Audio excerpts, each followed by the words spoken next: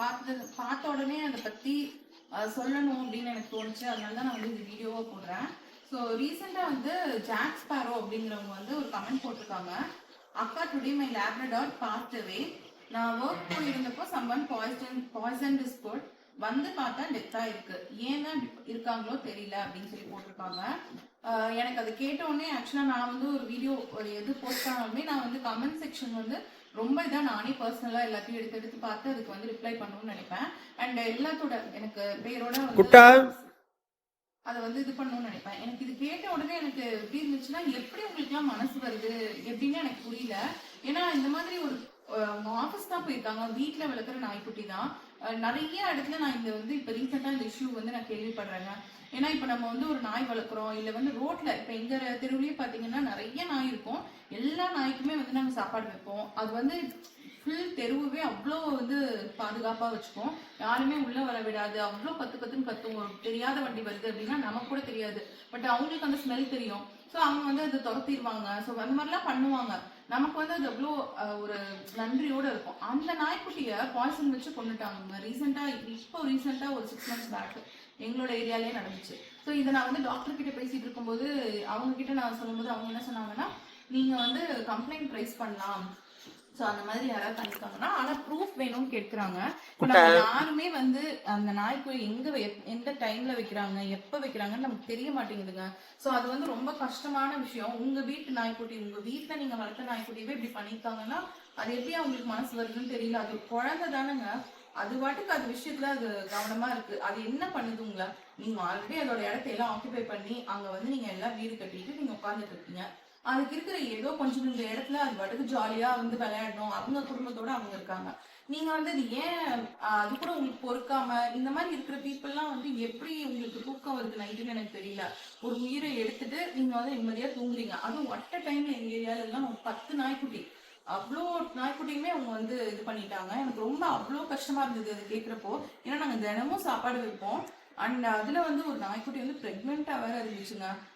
So அதுக்கு வந்து நாங்கள் என்ன நினச்சோன்னா, எப்போவுமே அது வந்து ப்ரெக்னென்ட் ஆச்சுன்னா நாங்கள் வந்து அதுக்கு பால் ஊற்றுறது இதெல்லாம் எக்ஸ்ட்ராவாக பண்ணுவோம். ஏன்னா அதுக்கு பால் கொடுக்கும் இவ்வளோ பேத்துக்கு இவ்வளோ குட்டிகளுக்கு அப்படின்னு சொல்லிட்டு நாங்கள் காணோம் 1 week.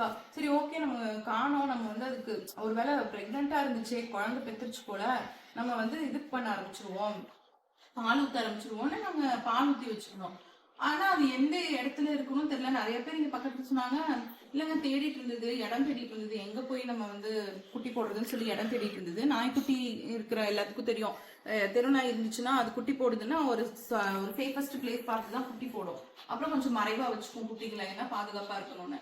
அந்த மாதிரி இருந்த நாய்க்குட்டி எப்பவும் அப்பவும் டெலிவரிக்கு இருந்துச்சுங்க. பார்த்தா இன்னொருத்தவங்க வீட்டுக்கு அந்த சைடு, அவங்க யூஸ்வலா வந்து சாப்பாடு சாப்பிடுவோம், அவங்க வந்து போடுவாங்க. ஸோ அது என்ன பண்ணியிருக்காங்கன்னா, கரெக்டாக அந்த ஃபுட்டு போடுற பவுலில் போயிட்டு அவங்க வந்து பாய்சன் கலக்கி வச்சுட்டாங்க. ஸோ அது நம்பிக்கையாக சாப்பிட்றோம்ல அப்படின்னு சொல்லிட்டு அவங்க போட்டாங்க. அது பண்ணவனுக்கு எனக்கு நிஜமாவே சொல்கிறேன், எனக்கு வந்து அவருக்கு ரெஸ்பெக்ட் கொடுக்கணுன்னே தோணலை. எங்களுக்கு அவ்வளோ கஷ்டமா இருக்குது. யாரு தான் இப்படி பண்றாங்க? எல்லாருமே இங்க இருக்கிற எங்க ஏரியா மக்கள் எல்லாருமே ரொம்ப ஃபீல் பண்ணாங்க. அண்ட் அது வேற ஏரியால இருந்து பண்ணியிருக்காங்கன்னு நாங்க கேள்விப்பட்டோம். எங்களுக்கு ரொம்ப கஷ்டமா இருந்ததுங்க. கிட்டத்தட்ட 10 நாய்கள், அந்த பிரெக்னெண்டா இருந்த நாய்க்குட்டியோட சேர்த்து நான் சொல்றேன், ரொம்ப கஷ்டமா இருந்ததுங்க. இந்த மாதிரி பண்ணாதீங்க. நீங்க வந்து இந்த மாதிரி பண்றவரா இருந்துச்சுன்னா இனிமே பண்ணாதீங்க. எனக்கு என்ன சொல்லி உங்களை திட்டுறதுன்னு தெரியல. எனக்கு வந்து அவ்வளவு கஷ்டமா இருக்கு. இதை பத்தி உங்க கமெண்ட் கண்டிப்பா சொல்லுங்க. நீங்க என்ன ஃபீல் பண்றீங்க? இந்த மாதிரி உங்க ஏரியாலயும் இந்த மாதிரி ஏதாவது நடக்குதா? நீங்க என்ன பண்ணீங்க, என்ன ஸ்டெப் எடுத்தீங்கன்னு சொல்லுங்க. இது வந்து சொல்றாங்க ப்ளூ கிராஸ்ல வந்து கொடுக்கலாம் அப்படின்னு சொல்லிட்டு, ஆனா ப்ராப்பரான எவிடன்ஸ் வேணும்னு சொல்றாங்க. ஏன்னா ப்ரூஃப் வந்து நம்ம கொடுக்கணும் அப்படின்னு சொல்லி சொல்றாங்க. ப்ரூஃப் நம்ம எப்படி எடுக்க முடியும்? எந்த டைம்ல அவங்க வந்து எங்க வைக்கிறாங்கன்னே தெரிய மாட்டேங்குது. ஸோ நாங்களே பவுல் வச்சிருக்கோம். அந்த பவுல்ல பாத்தீங்கன்னா நாய்க்குட்டிகளுக்கு தெருநாய்களுக்கு நாங்க போடுவோம். அங்க வந்து நாங்க பாக்குறோம், பெரிய பெரிய ஆணியா 4 ஆணி போட்டு விட்டு போயிருக்காங்க. ஸோ நாங்க சாப்பாடு போட்டிருக்கோம் நினைச்சு ஏதாவது வாயில் எடுத்து இது பண்ணுச்சுன்னா அதுக்கு வந்து அடிபட்டுரும் இல்லையா?